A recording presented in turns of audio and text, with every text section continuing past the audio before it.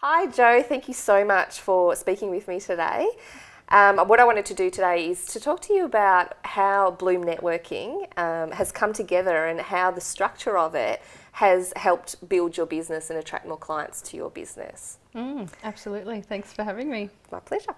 So, first thing I wanted to ask was what inspired you to sort of have you've got an event management company, and that's your specialty, but you have a network around that. So you do a networking events. Obviously, events and networking is similar, but you've got this consistent networking event called Bloom Networking that you've built up around your business. So what inspired you to set it up that way? I guess it actually probably came from Bloom Networking being my business in the first place. So being a way that I could bring women in the community together, but it came about first from my own networking experiences.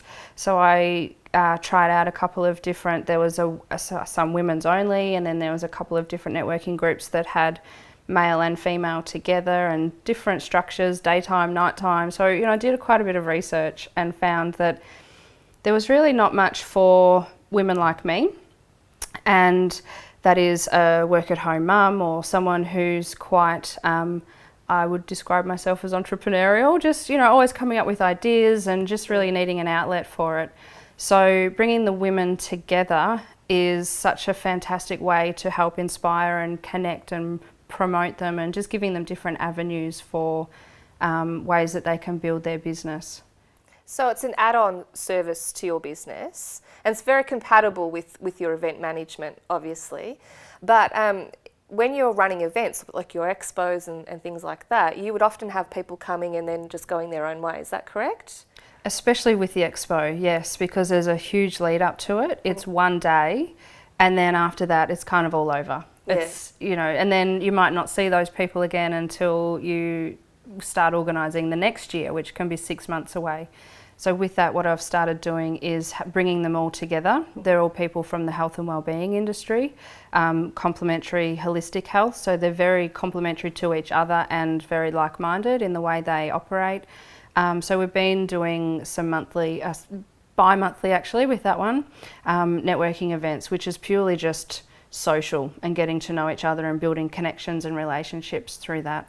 And you have speakers at those events? Not at the health and wellbeing industry events. So far we haven't. It might be something that I can introduce later on depending on the need. At this point, the speakers are at the Bloom Networking events, which is the Women in Business. So this is a daytime, it's a morning tea, which is great for mums because we have a babysitter, and it means that it's really accessible. So it was kind of like thinking about, well, what would I want in a networking group, and how do I go about creating that? So Bloom's been running for about 2 years now, and that model's working really well. So now I'm creating a new model with the health and wellbeing industry.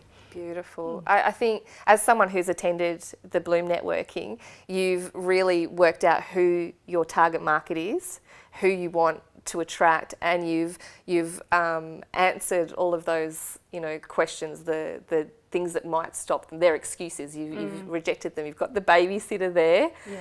It's accessible, it's friendly, it's informative, it ticks all the boxes. So did you obviously had to do a lot of research about who in your community you wanted to attract to that group?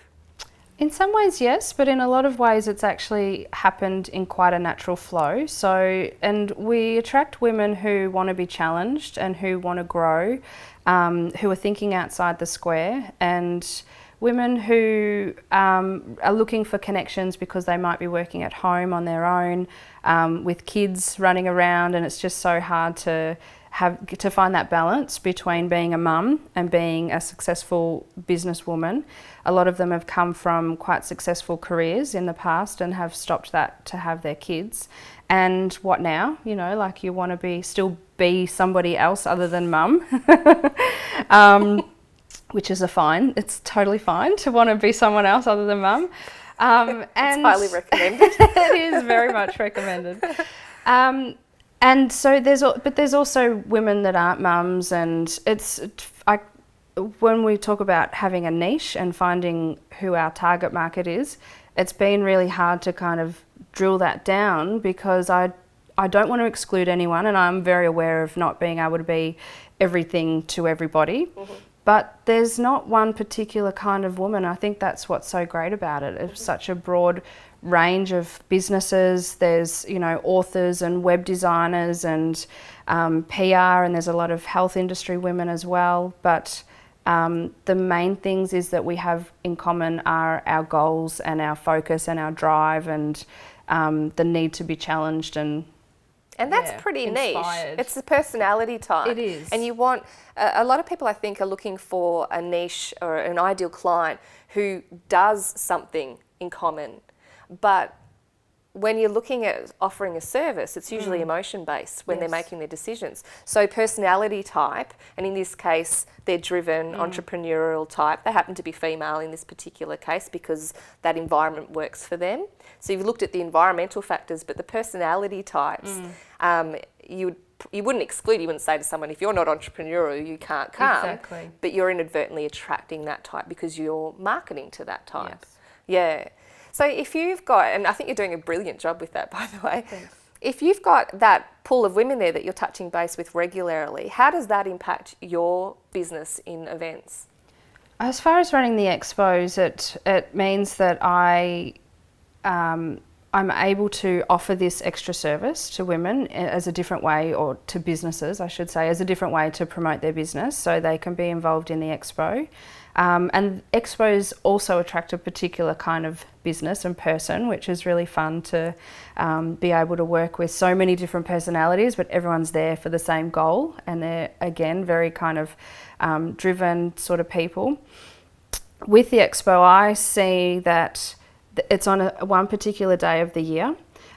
So there's, again, businesses that have been operating for years and years. So I get a lot of businesses phone and say, I've just started this new business and they want to be involved because it's a great way, a launching platform.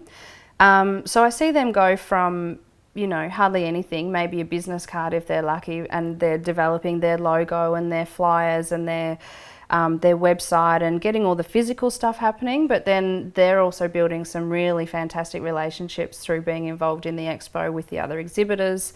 So I just find that really exciting to see all these businesses grow. As far as how having the networking group helps me go, is that it gives me a fantastic pool of people to draw from that I already know. You know, I'm familiar with what they do. I know whether they'll be good exhibitors or not, which is really important for the growth of the expo.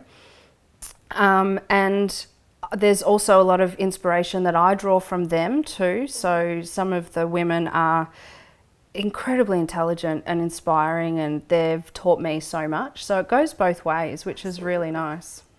That's fantastic. So you've got, this pool of people there that you've built up, you've nurtured that network. And whether you like it or not, it sets you up as a leader. I know you don't like that, but you are. And people do look to you for support and advice. And I know we were talking earlier about how you do get to support people along that really incredible journey and be a part of this journey that they're on in their business. And like myself, you're really inspired by that and inspired by seeing them go from just that, you know, Vistaprint business card to, you know, all the way up to presenting and you know, teaching other people about how it is to run their business. Yeah, absolutely. So if you could give business owners who are looking for more clients in their business one tip, what would it be? Nurture relationships, definitely. It's one thing to know people and have you know, a whole list of hundreds and hundreds of people on your database, but if you're not giving them attention and nurturing them, then they're really not of much value to you, because the love isn't going either way. It's not going out towards them, it's not coming back towards you. So nurture the relationships is really important, and keep the connections growing. Beautiful. Thank you very, very much for your time, and best of luck with Bloom Networking. Thank you, Rosie.